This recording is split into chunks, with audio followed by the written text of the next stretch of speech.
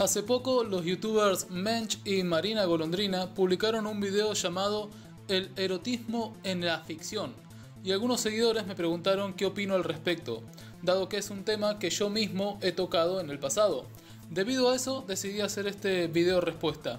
Sin embargo, como siempre, antes de empezar voy a tener que hacer algunas aclaraciones. Primero, por razones de conveniencia y tiempo, no voy a poder poner todo el video entero en esta respuesta.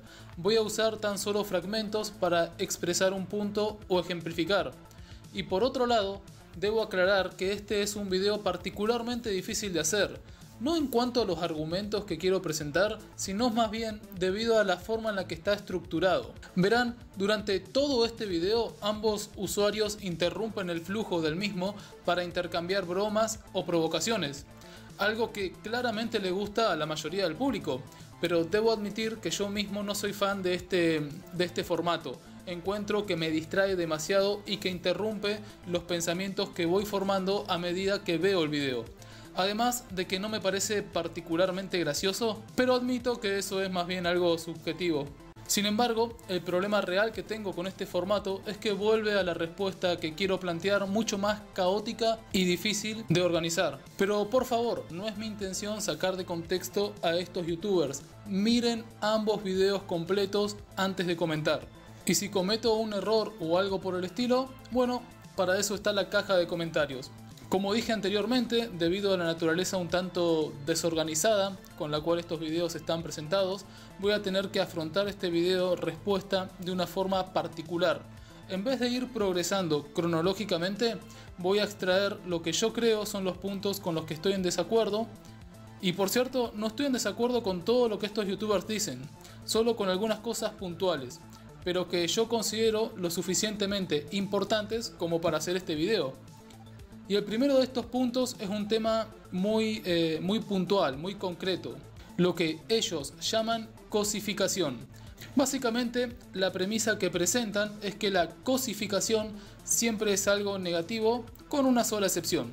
El trabajo de un autor es lograr que tu público vea a tus personajes como personas reales dentro del mundo que tú creaste. Por lo que si tú como autor únicamente creas un personaje para ser un objeto sexual y ya está, entonces es muy difícil, por no decir casi imposible, que tu público luego vea a ese personaje como algo más que eso. Por lo que cuando él o ella sean exitosos en una pelea o caigan en desgracia o lo que sea, va a ser casi imposible que el público pueda empatizar con él o con ella, ya que es un cascarón vacío que únicamente tiene su cuerpo para resaltar por sobre todo lo demás. También cabe destacar que cuando criticamos esta deshumanización lo hacemos aludiendo al trato que la trama de la historia y el tono de la misma dan al personaje. No así este en concreto se encuentra en una situación de opresión en el mundo que habita. Uno puede contar la historia de una víctima cuyo entorno deshumaniza, pero desde la narración darle todo el peso narrativo del mundo. Son cosas completamente diferentes. Pero yo no estoy de acuerdo. No creo que sea deber del autor el constantemente pensar formas de hacer a sus personajes creíbles. El autor, en cambio, lo que debe pensar es en hacer efectivamente lo que sea que esté tratando de transmitir en ese momento. Y quizás sea simplemente hacer un personaje sexy para disfrute del público masculino. ¿Realmente hay algo malo en eso? Estoy de acuerdo en que muchas mujeres, y también varios hombres, están cosificados en el anime, están sexualizados. Pero a diferencia de los autores de este video, yo no creo que haya nada inherentemente malo con esto. ¿Por qué?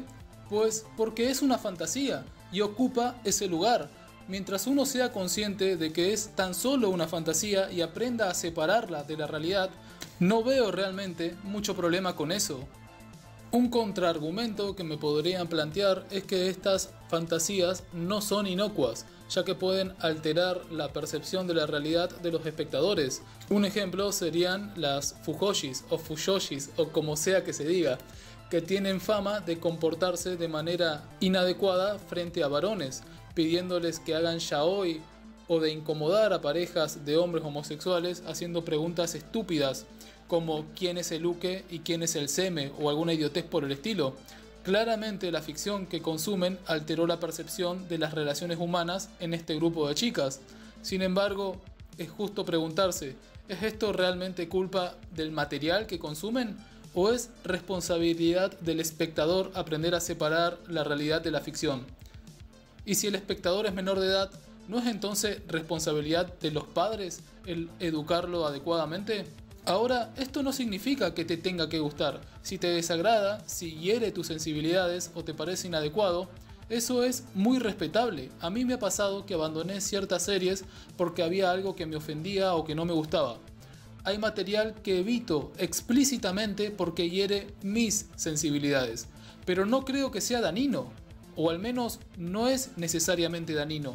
En cambio, lo que creo es que simplemente no es para mí. Y por supuesto que está bien explicarle a los demás por qué no te gustó y debatir al respecto, pero no creo que se pueda establecer fácilmente generalidades. Y justamente estos youtubers me dan un ejemplo perfecto, porque para ejemplificar a un personaje femenino sexy, fuerte, sexualizado y empoderado, ellos nombran a Bayonetta. Tomemos como ejemplo de esto a la siempre sexy y exagerada Bayonetta. Esta mujer grita sexy por todos lados, anda siempre con un traje muy revelador y el juego se toma su tiempo mostrando ángulos muy sugerentes de ella, pero aún así se sigue viendo como alguien badass, alguien que sabe que es sexy y no le molesta mostrarlo al mundo porque ella es de fucking Bayonetta. Tiene un completo control sobre qué, cómo y cuándo lo muestra. Es tan extraña y exagerada en todas sus acciones que termina dejando su sex appeal a un segundo plano. Es una bruja peleando contra la iglesia, por Dios santo del cielo, por supuesto que es badass. Está sexualizada, sí, pero no cosificada. Más que un objeto sexual, es una fantasía de poder sexual, una especie de versión femenina de Dante. Pero justamente este mismo personaje femenino puede resultar ofensivo o inadecuado para otras personas. Un ejemplo sería la influencer y académica Anita Sarkeesian, o lo que opinaba la ex colega youtuber señorita Vivi. ¿Qué opinas de la sexualización de Bayonetta? ¿Se podría catalogar de justificada? Vale, esta pregunta es complicada. Por lo general, la defensa que he escuchado hacia Bayonetta es que es una parodia hiperbólica y que ella tiene el control y la dominación de su cuerpo. Pero mi visión no es del todo así. Siento que han puesto como excusa que es una mujer empoderada expresando libremente su sexualidad, pero cada plano objetivizándola está creado para el disfrute masculino. Y poner como excusa también que es una máquina de reventar cabezas poco tiene que ver con esto, porque bien sabido es que las mujeres fuertes e intocables, por así decir, cosificadas sexualmente son un fetiche. Bien, otra defensa bastante común es la de que Bayonetta ha sido creada por una mujer, y sí, pero no. Si bien los diseños del personaje los dibujó Mari Shimazaki, los encargados de llevarla a la pantalla fueron un grupo de hombres. Y la sexualización no depende necesariamente de cómo vaya vestida, sino de cómo es tratada. Hideki Kamiya, el director de Bayonetta, decía sobre el personaje, y leo textualmente todo: el tema principal de sus ataques es sexy. Me estoy divirtiendo con el equipo pensando, ¿qué deberíamos hacer con Bayonetta para hacer que se vea sexy? Y ellos dicen, oh, quizá este movimiento estaría bien, esta animación podría estar bien. En eso estamos pensando ahora mismo. Todas las posiciones de Bayonetta están pensadas desde la perspectiva de hombres para hacerla sexy. En mi opinión, Bayonetta, aunque en un principio tuviese una intención revolucionaria, ha acabado siendo un objeto para el disfrute masculino, y me da mucha pena porque podría haber sido mucho más. Por supuesto, podrán o no estar de acuerdo con estas opiniones.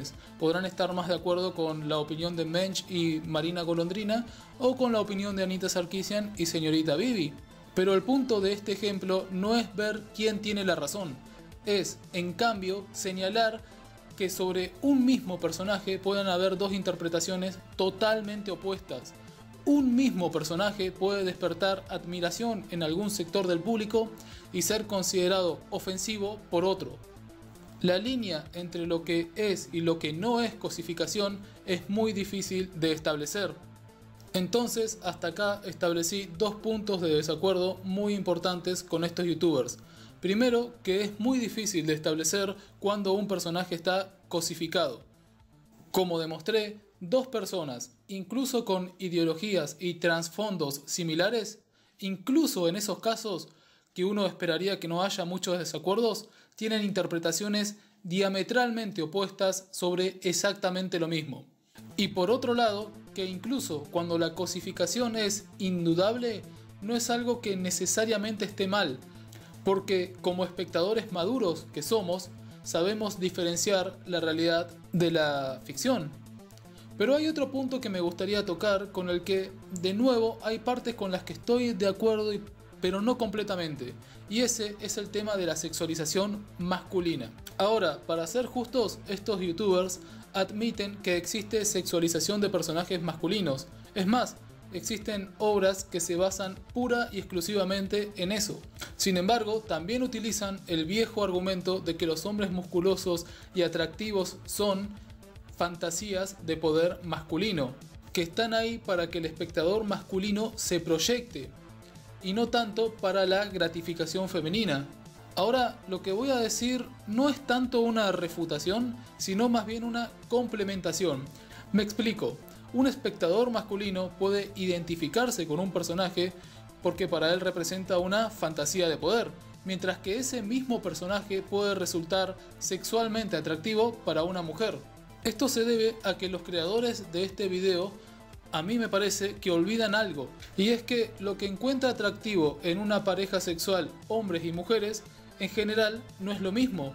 Voy a poner tan solo un ejemplo porque esto sería eterno si empiezo a profundizar en este tema, pero creo que el ejemplo más claro que se me ocurre es un aspecto físico particular: la altura. Mientras que las mujeres suelen, sí, ya sé, no siempre, no todas, ¿sí? Hashtag no todas. Pero es cierto que las mujeres suelen encontrar atractivos a hombres altos, pero los hombres, en cambio, suelen encontrar atractivas a mujeres más bien bajitas. Independientemente del origen de estas preferencias, que es otro tema, el hecho es que existen y que son distintas. Por lo tanto, es posible que un mismo personaje sea a la vez atractivo para hombres y para mujeres, pero por razones distintas. Mientras que un hombre se quiere ver como él, las mujeres, en cambio, lo encuentran sexualmente atractivo. Creo que es importante hacer esta distinción y tenerla en cuenta cuando hablamos de este tema. Pero al final, los hombres tienen sus fantasías y las chicas tienen sus fantasías. Creo que como consumidores y como críticos debemos hacer énfasis en que son eso, fantasías, y no pretenden ni deben tomarse como un manual de comportamiento masculino o femenino. No hay nada de malo en disfrutar de un anime de zombies con enfermeras tetonas o lo que sea.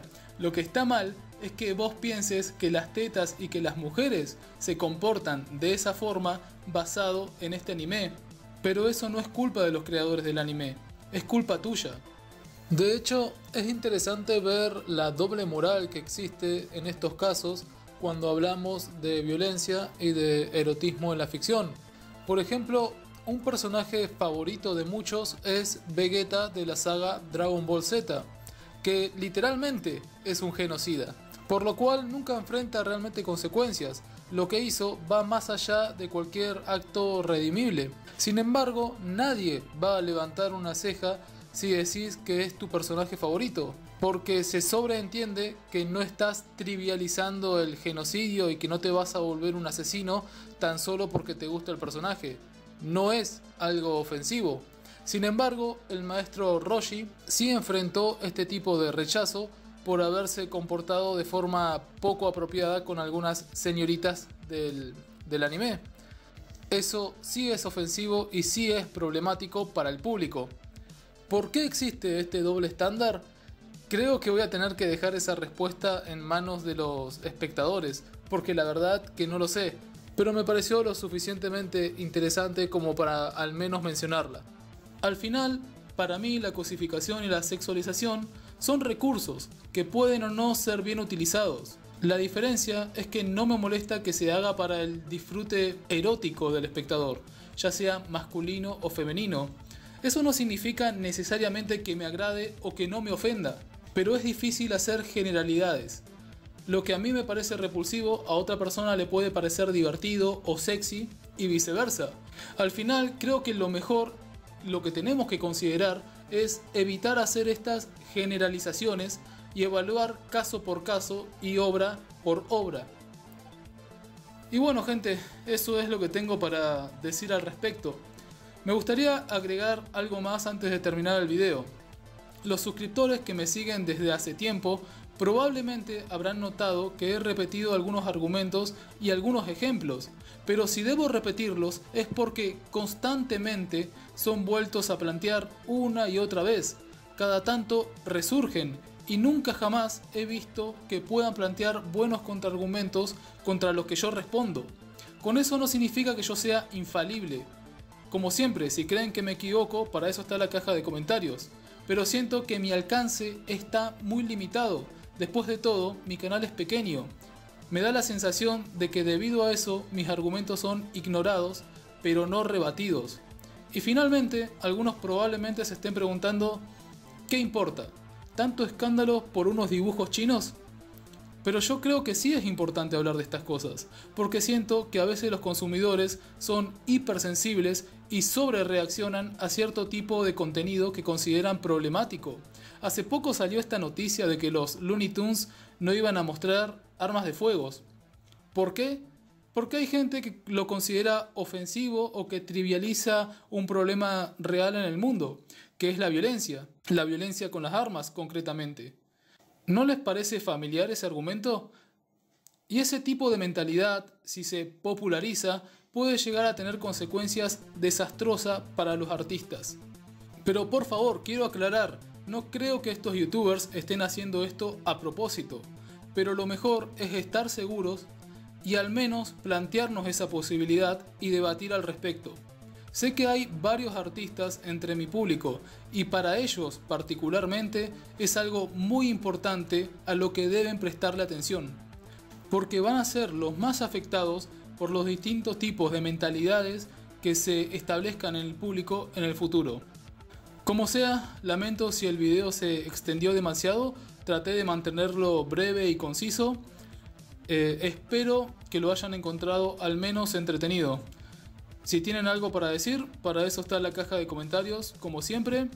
Y sin más que agregar, muchas gracias por escuchar y hasta la próxima.